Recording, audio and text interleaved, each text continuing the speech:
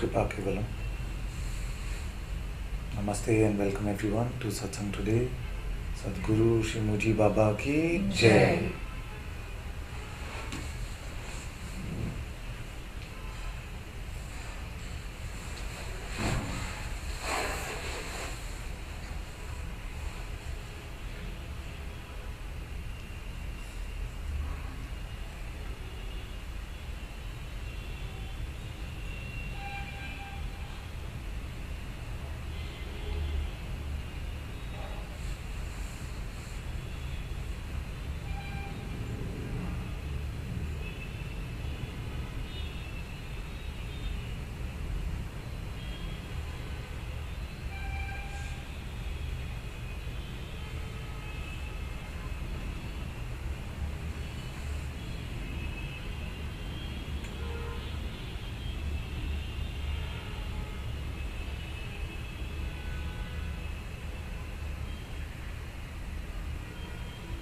Who is the main star of your movie?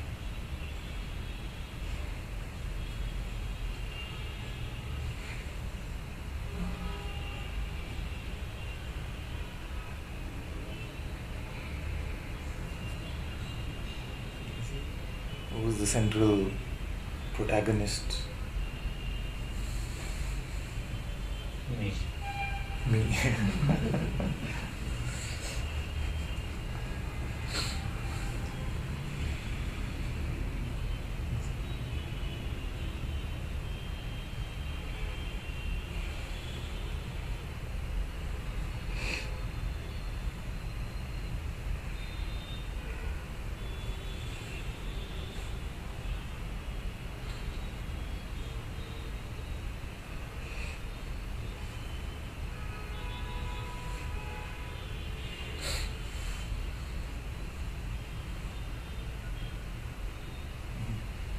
For a Jnani, there is no such identification. There are some persistent appearances, of course. But the notion that this one has the starring role fades away.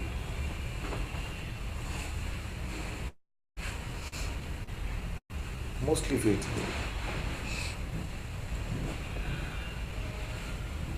And for the devotee, the starring role is replaced by the Lord, by the Master, whatever we are devoted to.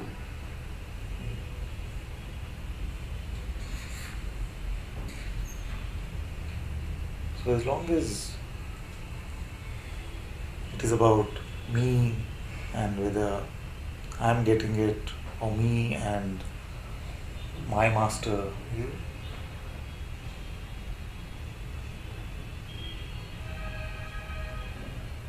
investigate if there is actually somebody there.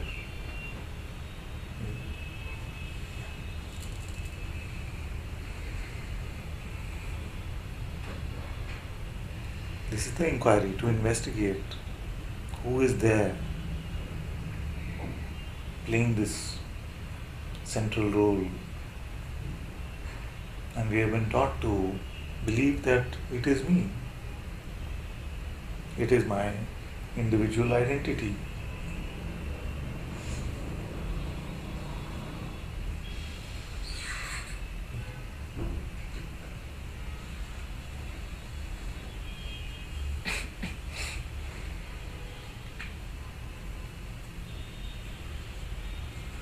But you can check.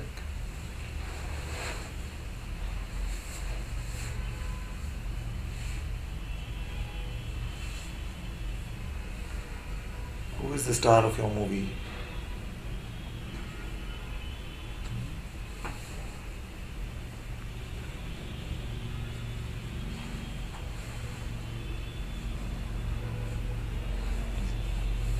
Then you might find that this identified one is just a role, just a character. It's just a role that I am playing.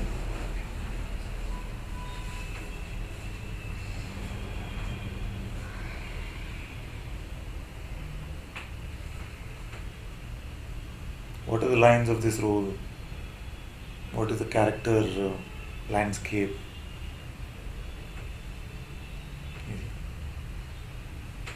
All that you identify with.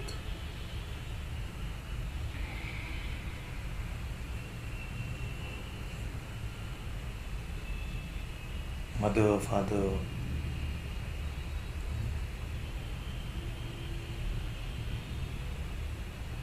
spiritual seeker, worker in an office.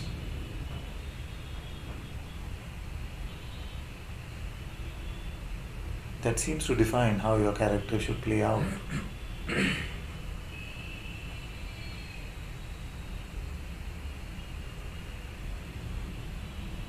And our ideas of what is right, what is wrong, what is true, what is false, what is good, what is bad.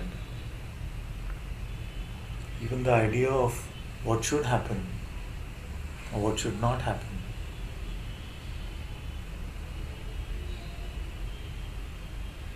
Or what is happening.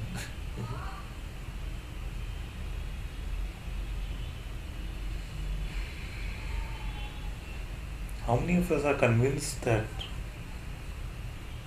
we know what is happening?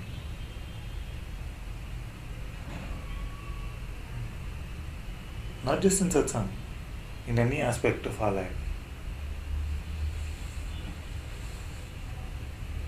We are certain that we know.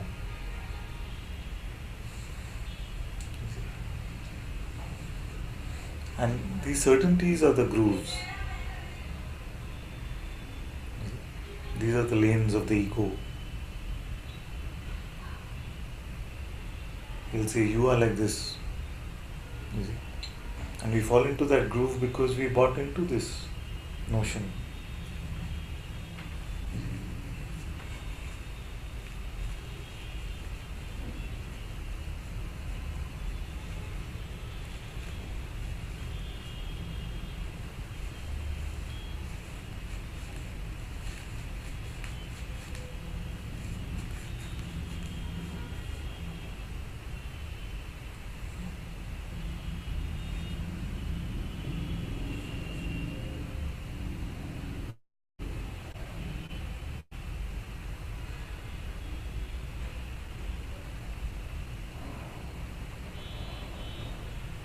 So the central question in the inquiry is, who is this one? Who is playing this role also?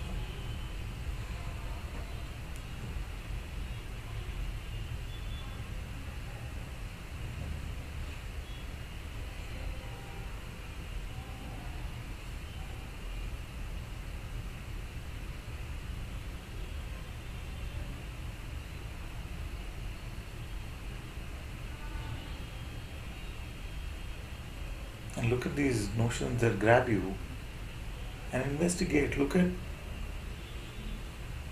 the miniature life they claim for you. You see? Tell me something about your life. Tell me something that you know about your life.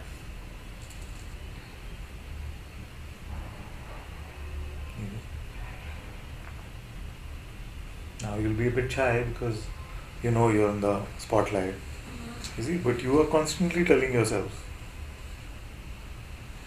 that this is what it is. Now because I've set it up such that I've already said that it's going to be a very tiny box, the way you will define yourselves. What are these definitions? I was born on this day. This is what I do. This is what I want. This is what I don't want.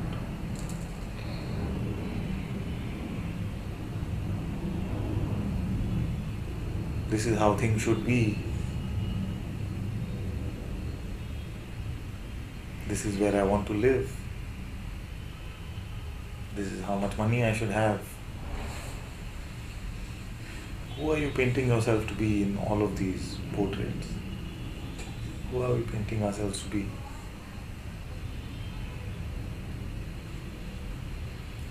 Just a tiny object stuck between birth and death, hopeless. You see? Because no matter what he or she does, death is coming. You see?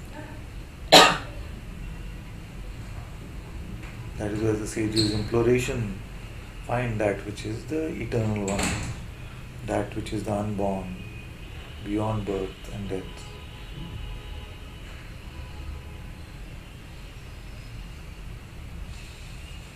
It is this sense of limitation itself which is suffering.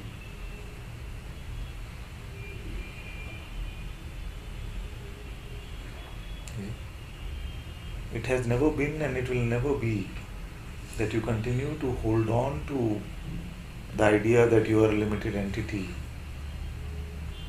and be free from suffering, no matter what tactics and ploys you use.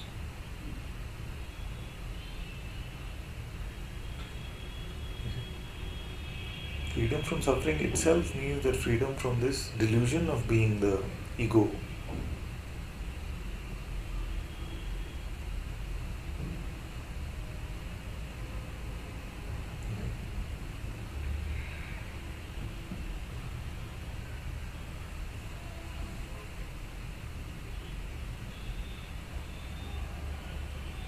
So, and it is bound to be a scary existence. If you consider yourself to be just this small object, one among billions, billions and billions of other creatures,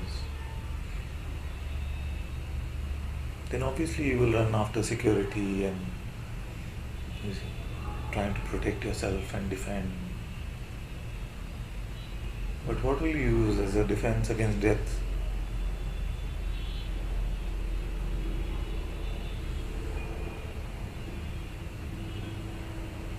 When death is knocking at your doorstep, what are you going to say to it? Give me 10 more minutes or 10 more years, and that will also go like that.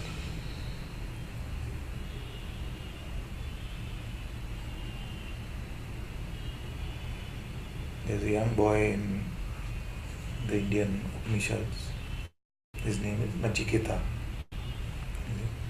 Now, there's a long story, but to cut a long story short, what happens is that he has a meeting with Yamraj, who's the Lord of Death. And he asks Yamraj to tell him the secret. Tell him the secret. And Yamraj says, but you're a young boy. I'll give you all the best things in life. Best things in life. You will never have a day of struggle. You'll have palaces and princesses and all the best servants and everything that you could ever want. This young boy Nachiketa says, but will all of this survive you? Will this survive you? Will this survive death? And Raj says, no, of course not. None of this survives death. Nachiketa then says, I don't want any of that because it is coming and going. What is the point if it is here today and gone tomorrow? Show me the path to the eternal. So this then conversation that unfolds is called the Katha Upanishad.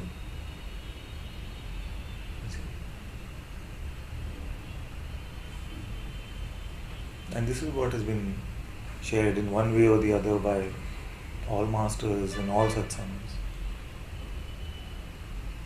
Not just something which you can hold on to today, but which will pass on just tonight. You see, forget death, even in sleep. What will you take with you?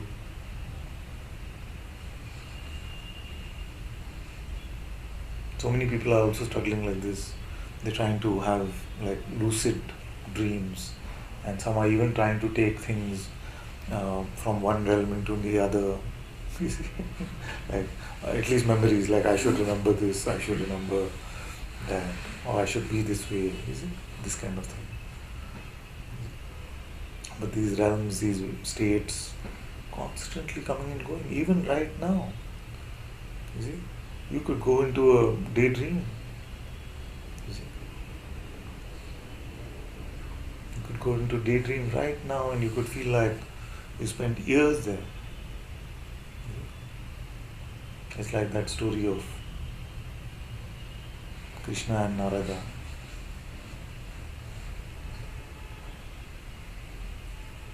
So what happened one time is that Krishna and Narada were having a walk together, beautiful time. Then Narada asked this question, Lord, please tell me what is Maya? What is Maya? And Krishna says, do you really want to know? Narada says, yes, of course, I really want to know.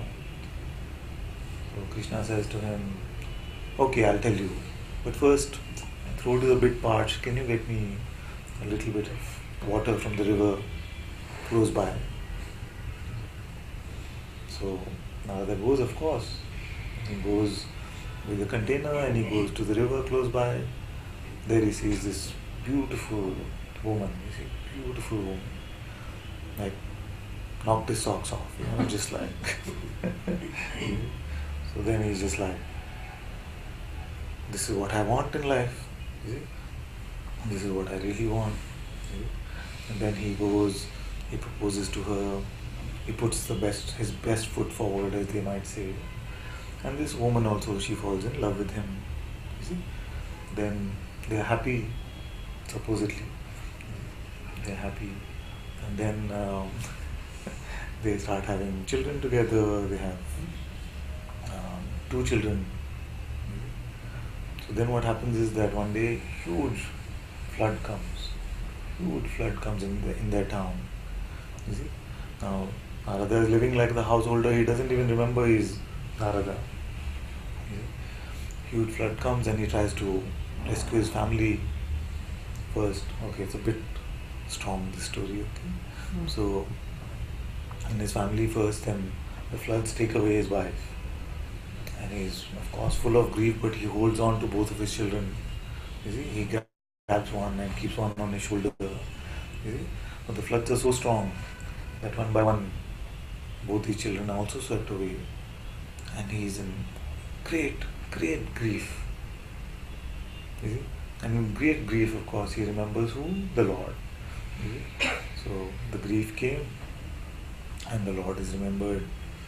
Yes, Krishna, help me. My whole life is being thrown to bits. I have lost everything. And Krishna says, I'm waiting for the water.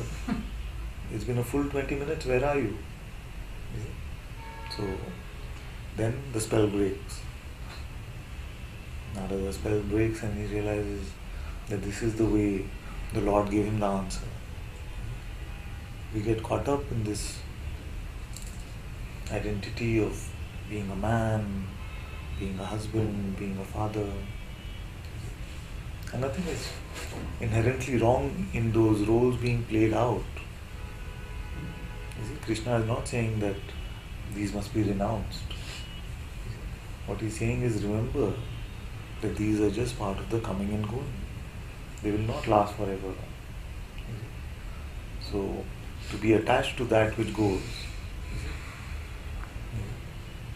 So, it's like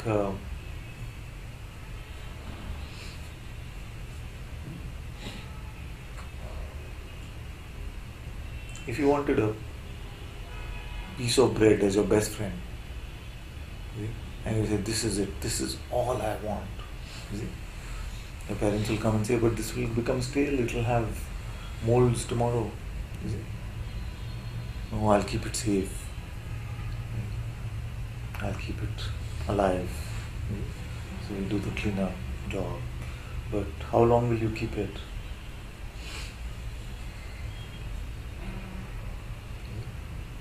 A slice of bread. How long will you keep it? whatever you may do, it is going to go. So this body is like that. If we attach to this and its objects, how long will you keep it? Is it?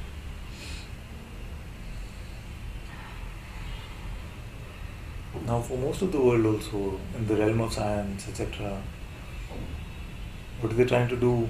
Trying to elongate the length of this body, the span of this body, duration of this body. You see, because the idea of immortality is that this body must last forever. You see? But in satsang, what is being shown to you is your eternal self, that which does not come and go. You see? This unchanging ocean, boundless ocean, as Ashtavakra said, on which the arcs of the universes, they come and go. You are that boundless ocean, in which the universes, they come and go. You see, you think you are lying? Why would he want to tell you such a lie? He's talking about you. You are that boundless ocean in which universes come and go. You see? But what do you consider yourself to be? Within one universe there is a tiny stone called Earth. You see? On that tiny stone there are billions of tiny creatures. One of those tiny creatures I am. You see? So the root of suffering is apparent, isn't it? Because it's such a big lie. Such a huge lie. And then what happens? Then what happens is, because our conditioning is that way, the question that is asked is, okay, if I see that I am the boundless ocean, you see, the timeless one, how will that help this object?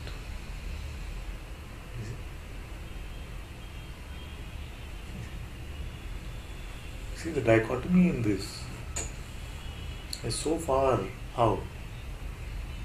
And this is the extent of our intellect, isn't it? So, like in this story, it is stretching out your intellect to the extremes, where on one side is the boundless ocean, you see, which you can just about fathom in the terms. You see, like a boundless ocean. But if you really start to visualize, you give up soon. You can't really contain that, even visually. You see? And on the other end is this tiny rock, which is nothing, like a grain of sand in this universe. You see? And then on that tiny grain of sand are tinier still objects. You see, ephemeral, just fleeting. You see?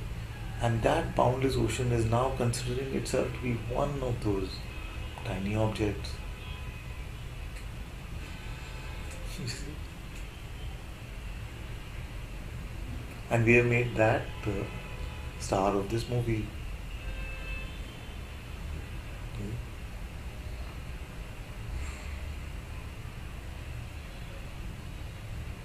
And things are fine as long as things are fine. Ta-dum, ta-dum, ta-dum, ta-dum, ta-dum, ta-dum. Life is going on. But once something that you are attached to is tugged at, pulled at, you see, then what happens? All the shakiness, all the shakiness. Because we have got attached to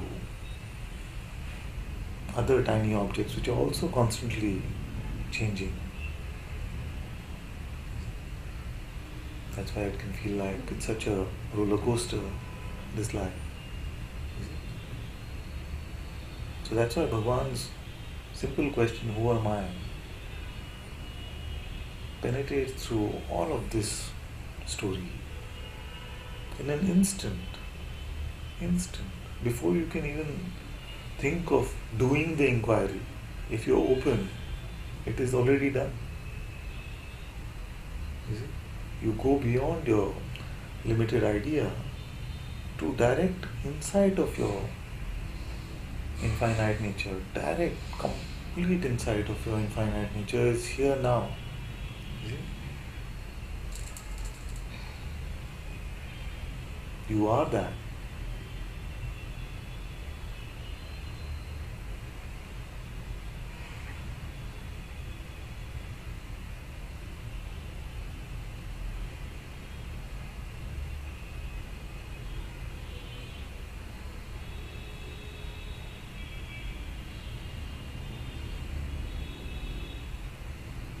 So this game of freedom, this is its end. Now is the end.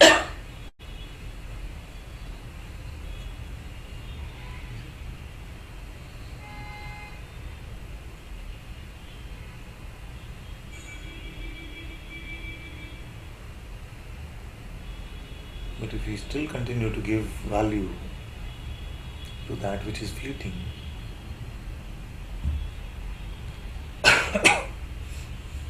if we continue to give meaning to that which just comes and goes,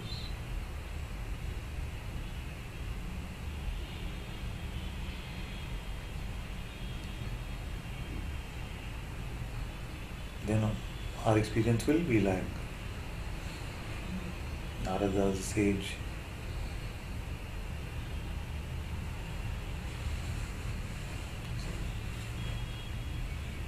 What actually happened to him?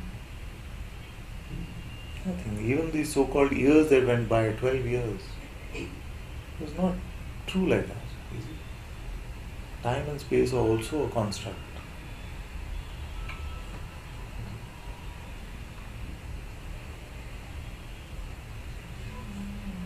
In what is apparent to you now, in what your insight about yourself is now, can you tell me the age of that one?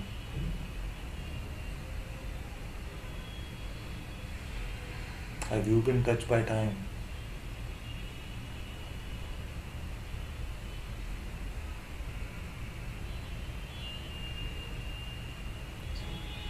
So as long as you consider yourself in these boundaries of boundless ocean to tiny object,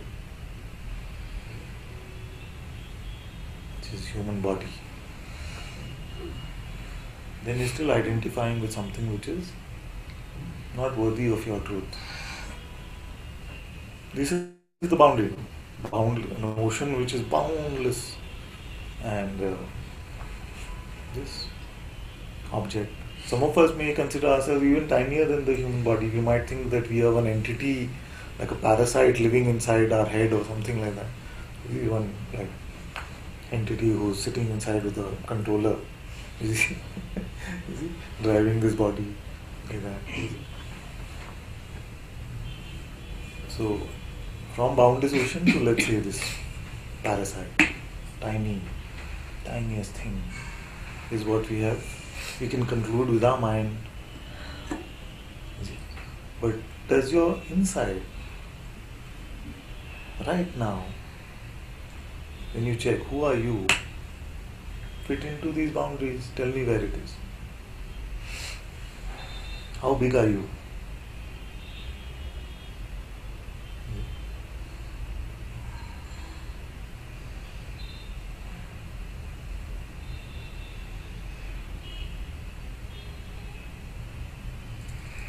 Are you as big as an ocean? Huh? Bigger or smaller? Huh? Can't spot the boundaries. Can't spot your boundary. Then are you like shades of blue like the ocean is? What's your color?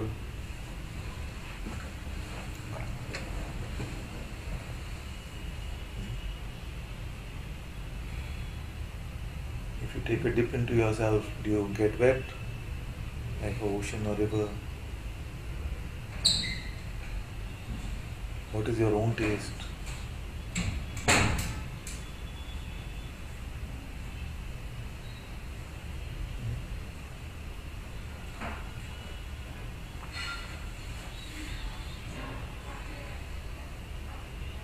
Now compare all of this, what you are discovering, with what conclusions you make about yourself.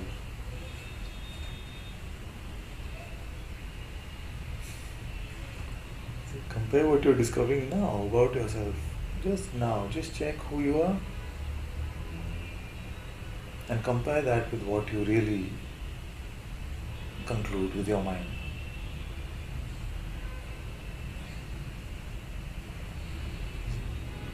Tell me one conclusion that you made about yourself over the last week.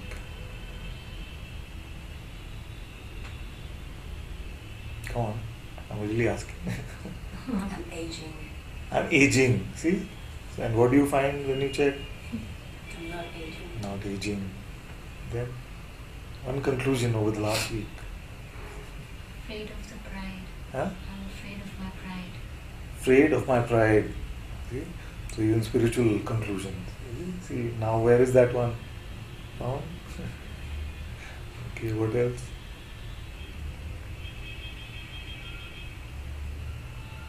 So empty, huh?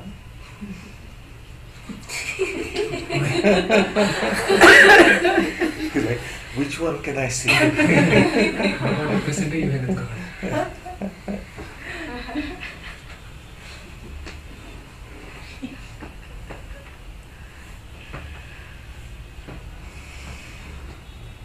No conclusions?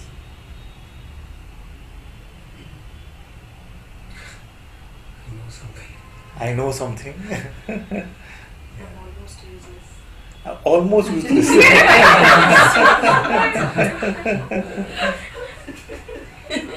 You see? And what do you find?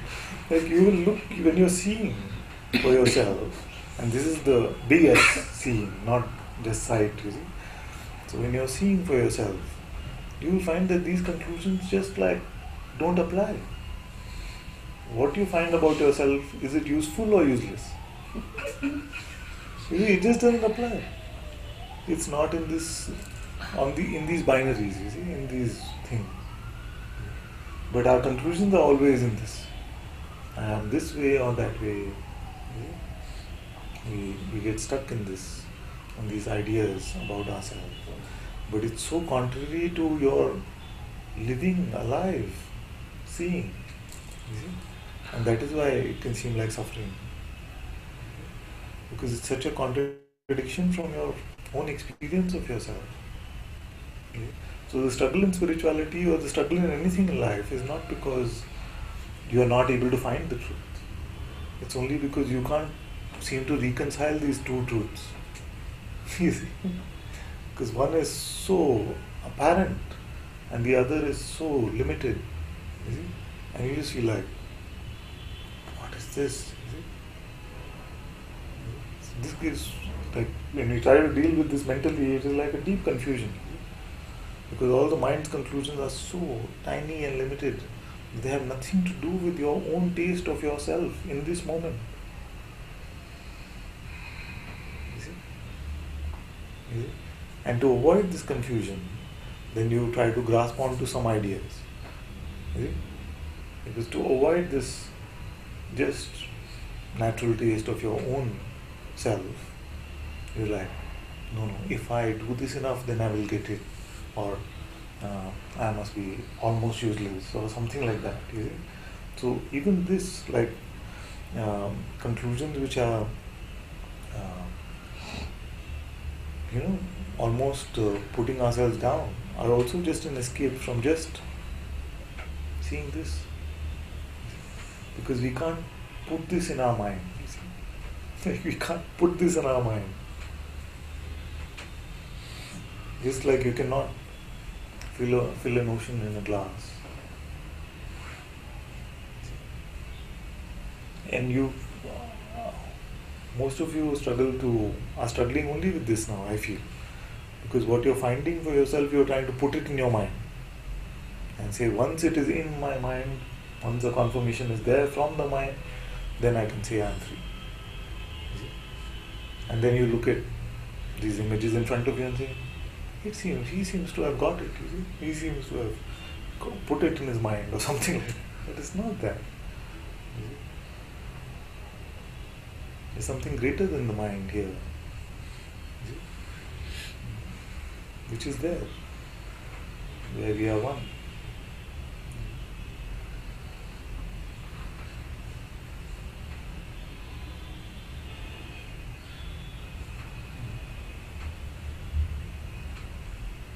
Don't go chasing these fleeting conclusions from the mind. Because one day they'll say, you got it, man, you got it, you really got it. Next day they'll say, you're so useless, you're so far from it, you see, and these kind of things. And what is the trick? Use Bhagwan's question. Just 3 simple words. Who am I? You see. Cuts through all these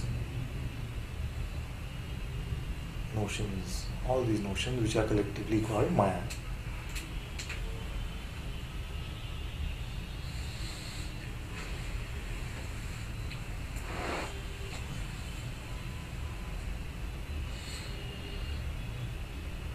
So,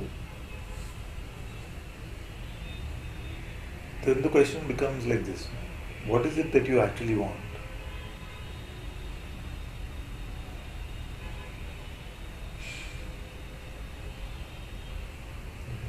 What is it that you actually want?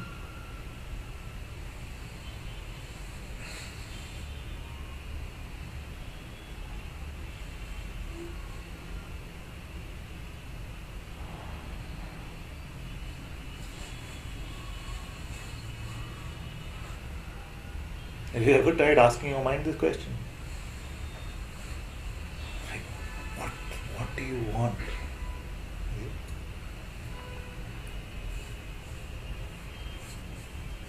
I remember here this question was asked.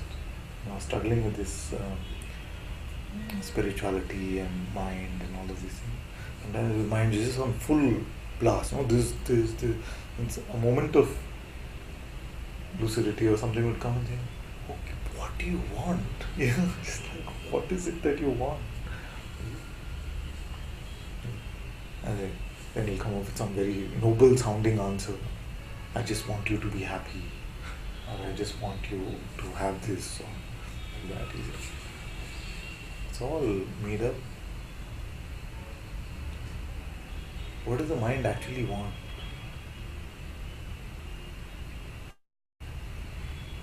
If you followed everything it said, how is it that if you follow the mind with everything that it says, sooner or later you end up being either murderous or suicidal? So it can't, it doesn't sound like it wants your peace or happiness. You see? Isn't it? But these are the claims.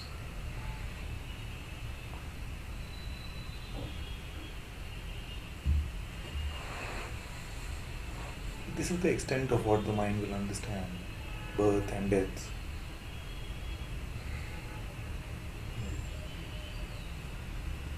Father, when you say the mind will understand, you mean that In the way it is programmed. Yeah, the consciousness it's like, itself, if it's in this delusion, will understand. It's not some other No, not even that. In the design of this appearance, you see, there are all these various energy constructs which are there. You see? There's a apparent outside world. You see? There's a body. You see? Now, all of these seem to follow some principles, you see, of the design. So these principles, for example, I can't say I'm going to just step out, have a bit of a flight from here to the next building and come back. You'll say that is just strange, you see, because this body seems to be designed with this particular capability. In the same way, the energy construct that we call the mind, just the bundle of thought, seems to be constricted by the limits of its, you see, opposites, which are purely phenomenal, like the broadest phenomena it can imagine and the smallest phenomena that it can imagine. So it seems to only be able to decipher or interpret this. You see? So in a way, birth and death, like you can see phenomenally, oh, baby coming, that is birth. You see, death is the death of this body. You see, is death. Beyond this, if you say go beyond birth and death, what does the mind actually help you with? You can hold on to at best this beautiful concept that I am beyond birth and death, but does it have any taste of that? In its reports, is it ever really able to show you some true light on this, which is beyond? It isn't. In the same way, our emotional spectrum seems to have a particular construct, you see, that we have labeled in these ways. So if I say I'm feeling blah blah blah blah blah blah today, oh, what is that? You see, I have never experienced that. You see, so in the way when we say the mind will only understand to this extent, this is what we mean. In our experience of the design of this particular construct, you see, it only seems to traverse these opposites, these limited opposites. You see.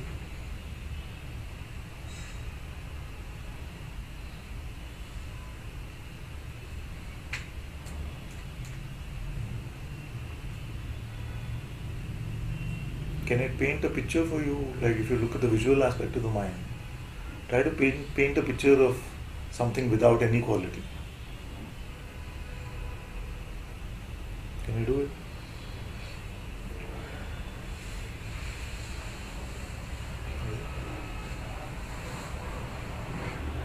Come on, work with me here. Painted it? Picture without any quality? It's trying very hard, but You see? This can't do it because if you say, yeah, then you'll say, okay, just a dark painting. But dark is also a quality. You see? Or you say full white, but white is also a quality. So paint a qualityless painting in your mind. You can't do it.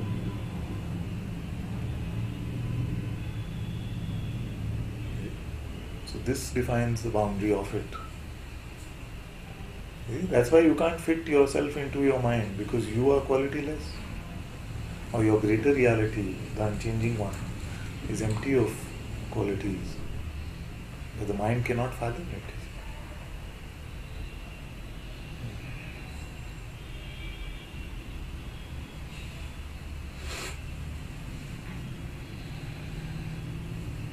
Imagine someone now who's empty of, not only empty of all qualities, but empty of age,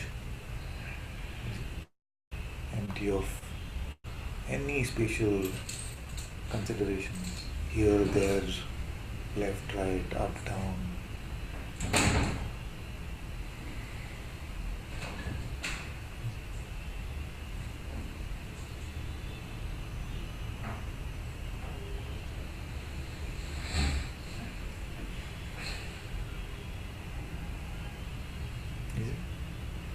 You quickly reach the limits of your intellect.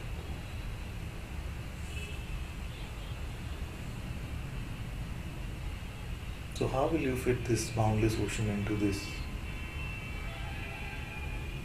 And if it is not there, fit into that. You see? Are you going to cry about it? Are you going to complain, saying, I'm not getting it?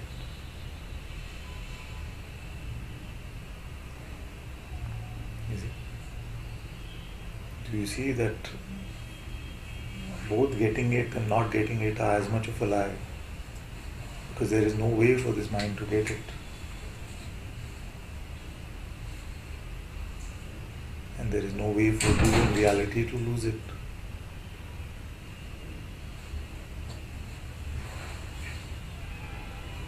Who am I? Who you are does not change with time.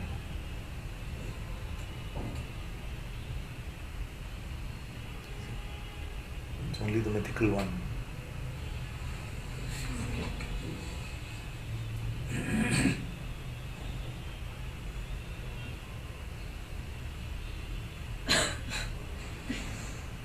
When you consider yourself to be something,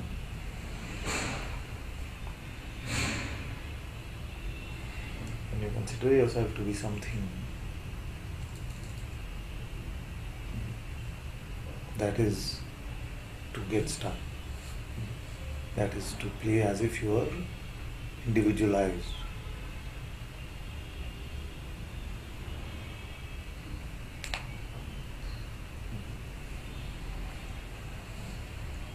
even keep this alive. This game of considering yourself to be something, can you keep it alive? It can't even survive this moment.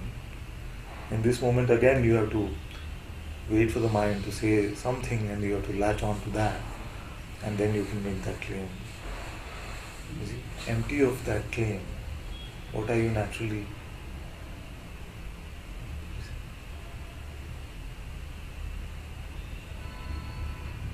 What are you just naturally?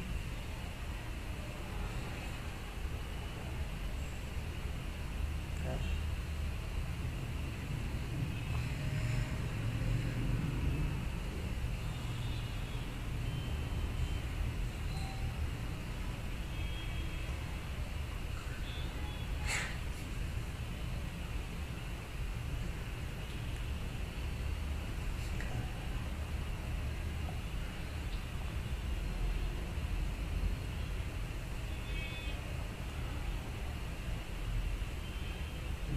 You are left with open hands because the mind has no clue. But you are not lost.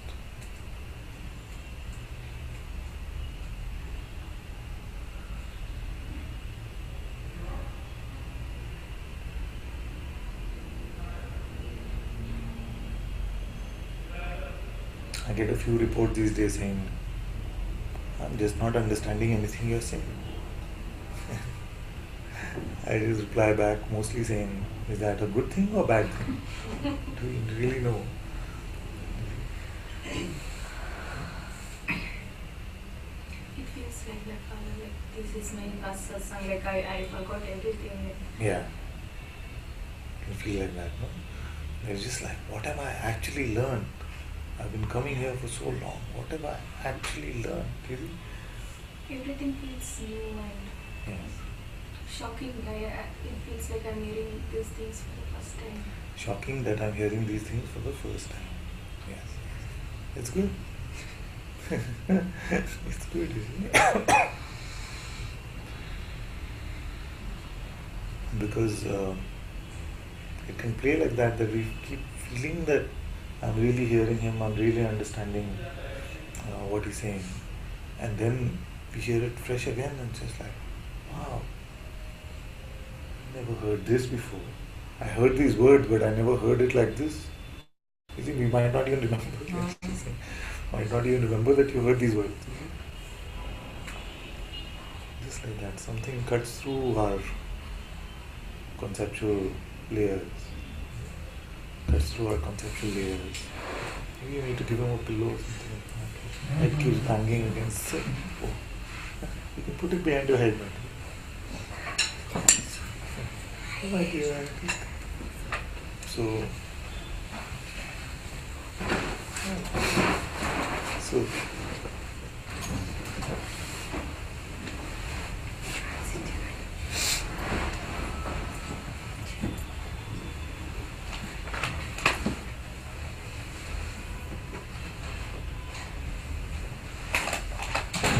it's useful to experiment like this and see what is the smallest thing you can consider yourself to be.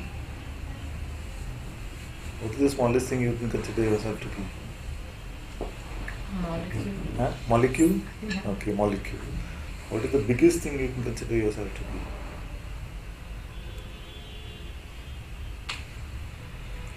Body. Body? Well, any other answer? That you can consider, even in imagination. Huh? What is the largest concept you have? Everything. Universe. Universe. Everything. Huh? Awareness. You see? So, between this like tiny molecule thing, you see, and the absolute like awareness or universe or everything, you see these concepts. Between this is where the mind can roam. You see? Just between these two extremes. And that is your tiny box of the mind. When we say limited self, this is the definition of the limited self. You see? With these concepts of tiniest molecule which we have no experience of, and the absolute, which is awareness, which also the mind has no way to testify to. You see? These. You see? Now, you're being pushed beyond this box, you see? Beyond the concept of beyond. But if you keep going back to the same guy who can operate only in these limited ways, is it bound to be fun or frustrating? It's going to be frustrating because you like step out of the box and you say, go to the box only, okay, box, what do you feel about this? You see? And it'll create a new concept saying, beyond the box. I got it, you see? I'm going beyond the box. then we can keep playing this game of hide and seek. You see? We're like, okay, beyond the box. Beyond the box, I got it. You know, just like the mind can conceptualize it, you see, but can have no insight about it. You see? What is smaller than this smallest and larger than this largest? You are tasting it every moment, but your mind feels completely lost. You see? So this smaller than smallest, larger than largest is your direct insight right now.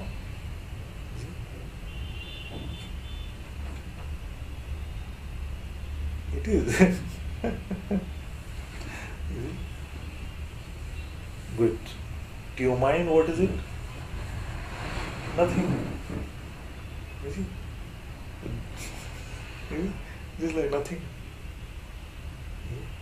Who is that which is aware? There is nothing there. You see, the mind will say there is nothing there. Because you don't have a visual of it. You don't have a shape of it, size of it. You cannot put it in that, the mind cannot put it in that box. But what is that? What is that which is aware? Is it small or big? Can't say it. Is it infant or old? It's hard to see that they don't apply, you see. And once you see that the mind does not apply to this which is really you, then is the end of frustration, confusion. Confusion, frustration only means that we are little bit 1 foot here, 1 foot there. You see? 1 foot in this which is so apparent to you, and 1 foot in trying to get a conclusion from mind that this is it, this is the truth I always wanted, or this is the freedom, or now I'm like him, or something like that. You see?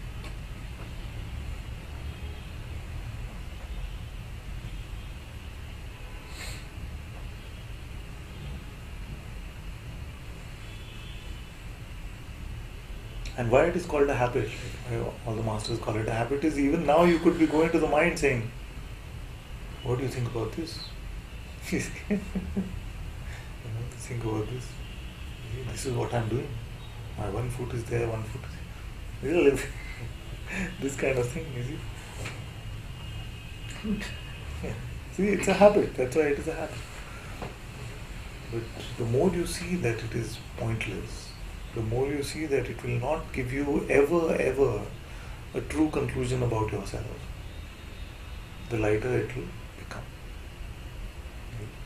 When you say that I can't not believe, it seems so heavy because you still feeling that it will one day show me a valid conclusion about something. But it is not. If you just check and see, in every aspect of your life right now, you will have many conclusions. I don't mind telling you that all of them are nonsense. You might feel like, okay, for Satsang at least he's telling the truth. But at least what's happening in my relationship, I'm 100% sure it's not true. What's happening in your life, in any aspect of it. Because our conclusions are based on very tiny reports. In all our spheres of existence, you see, who was I saying to the other day? One of you were saying to. I was saying, in all our spheres of our existence, in one sphere, if some tiny movement comes, then we just zero in on that and say, this is what my life is right now.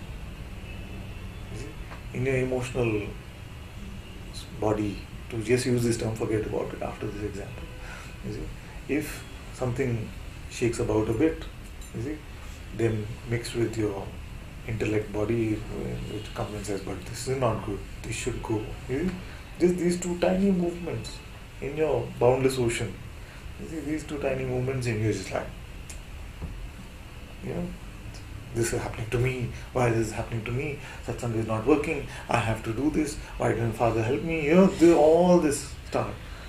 You see, all this will start because of, I'm saying for all of you, that all of this stuff is just tiny stuff. Have you really looked at where it is? How big is it compared to you?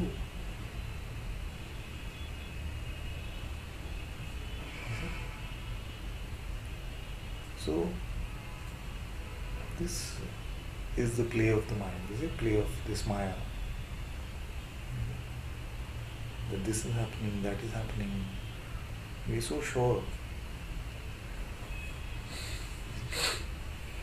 And then when we are faced with something that our mind cannot fathom, like nothing has ever happened, we try to become very mental even about that. And say, actually, I got it. Actually, nothing has ever happened. Inwardly, we're still like, this is happening, that is happening, this you see, but conceptually, you see? And this is called more confusion, more dichotomy, more suffering, more Mahabharata. You see? So when Maharaj used to say, integrity is your best friend, this is what he meant. Like, if you speak, if you believe something, then let that be coherent with your actual experience. You see? Many times in spirituality, we get into this sort of big dishonesty. You see, as what we are actually believing here. See, what we are actually believing, this is happening to me, my anger doesn't go, my lust is still so strong, my this thing is like that, you see, all these things. And just like what we are repeating to ourselves is this, like, nothing has ever happened, you know, like that kind of thing. And this sort of becomes the source of a lot of suffering. You see. So, step back from all of this mind conclusion and be honest about what you really are right now. And if you don't know, then don't know. It's okay. But don't make up stuff.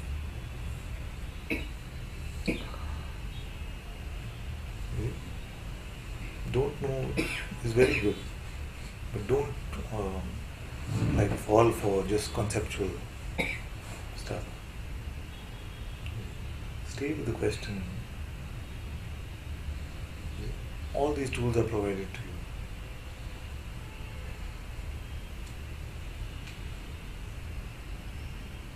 And the design of this question also in a way was like this.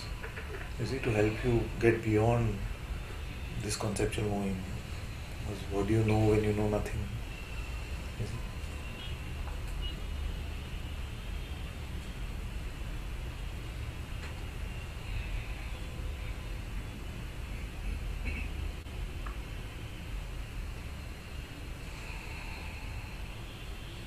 Because here actually it is like this, that to know even one thing is to know too much. To know even one thing is to know too much. What is here when you know nothing? What is here? And then I can ask you, how is that known? It's okay.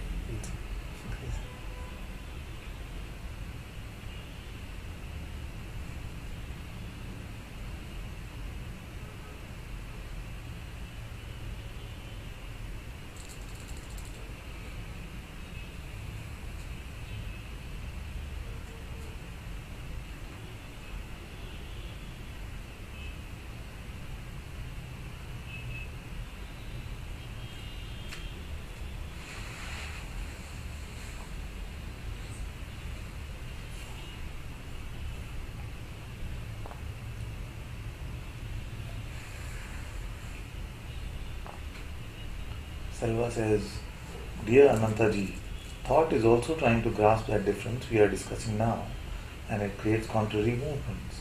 Just sharing, yes, I have asked this. I felt the response was to expand its movements, expand itself. Liberation.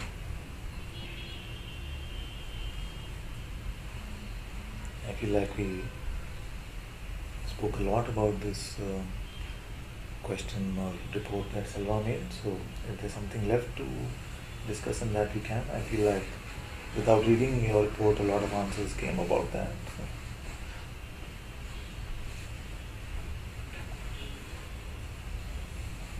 Father, I have seen over the last few days how I have a tendency to spiritualize many things that are actually just innocent happenings. It's an attempt to give meaning to all the time spent in satsang. It's very tiresome now. Please take it. Yes.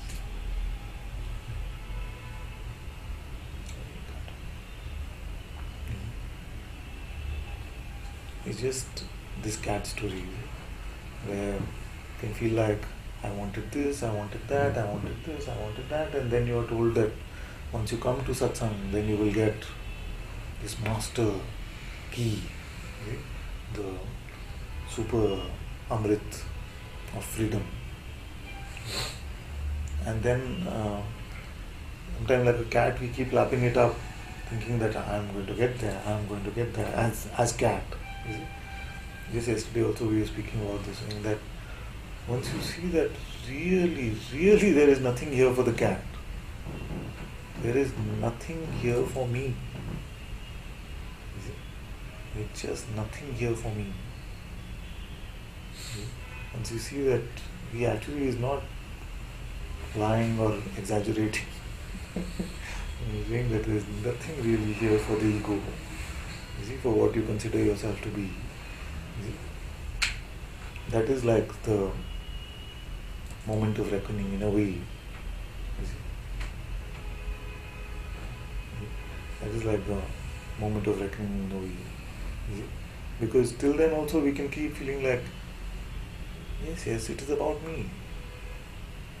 You see? I am coming to my truth. This me. You see? But really it is not about you. And it is only about you.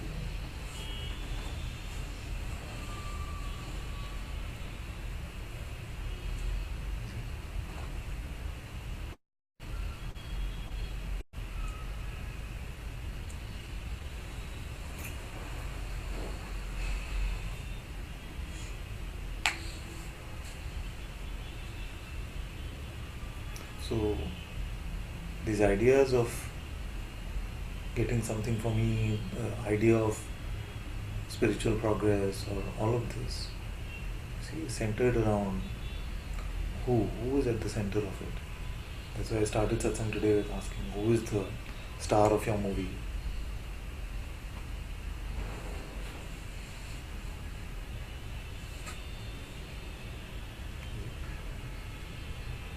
Examine for yourself whether that one has any substance.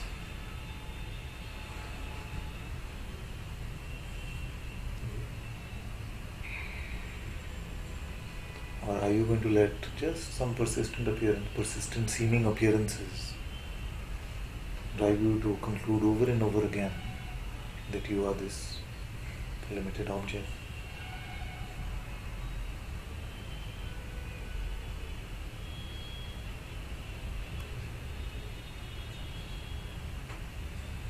Okay.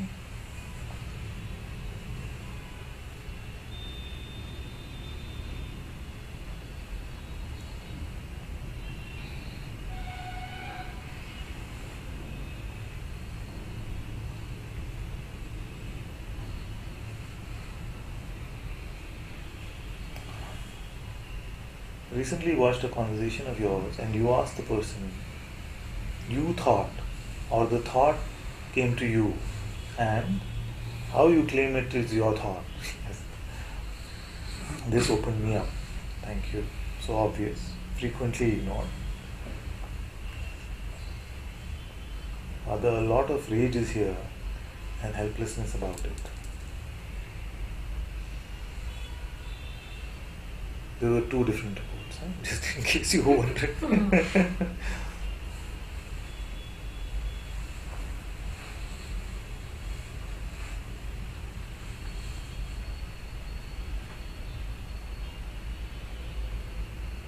This is a good opportunity to check on what I'm saying.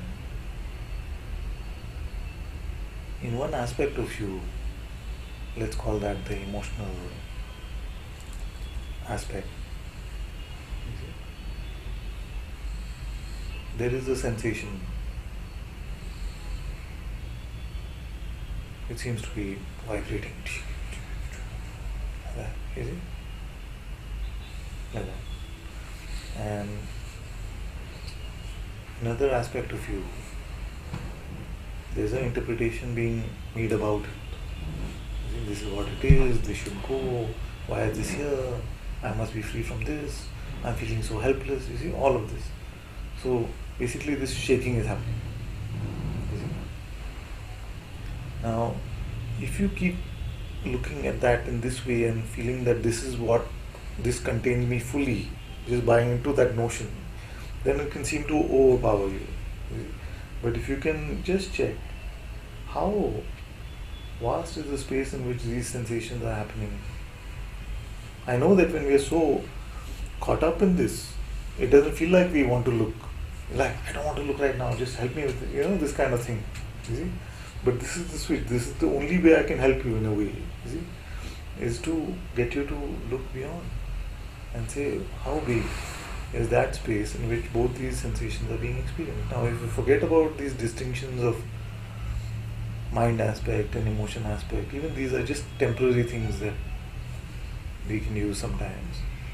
If you forget about these distinctions, just look at the space of your very existence. That, around that sensation which you call rage, how much space is there?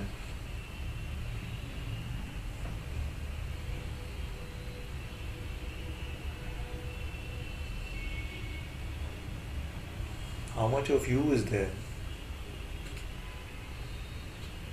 And do you come to an end?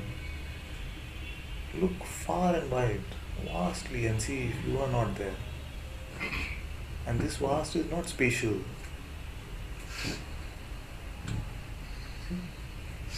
Then you will see that these things are just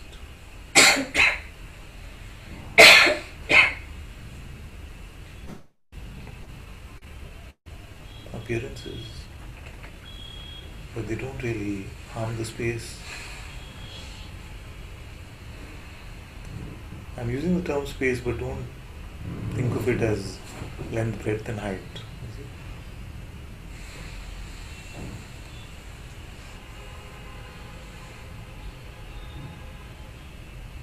And in this way, you are actually meeting it also fully. Because you're meeting it from a true perspective, not a tilted perspective of it being bigger than what it is or smaller than what it is.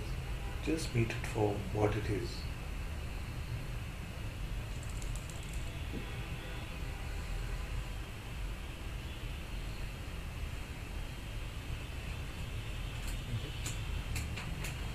And sometimes these terms itself have become so potent. You see, when we say rage, for example, like rage,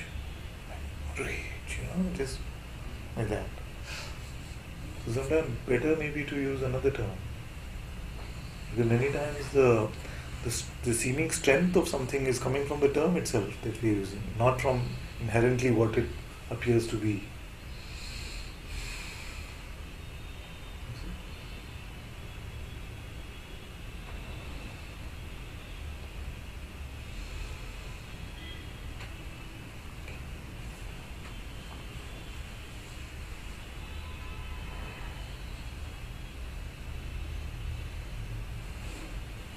Thank you all so much for being in Satsang today.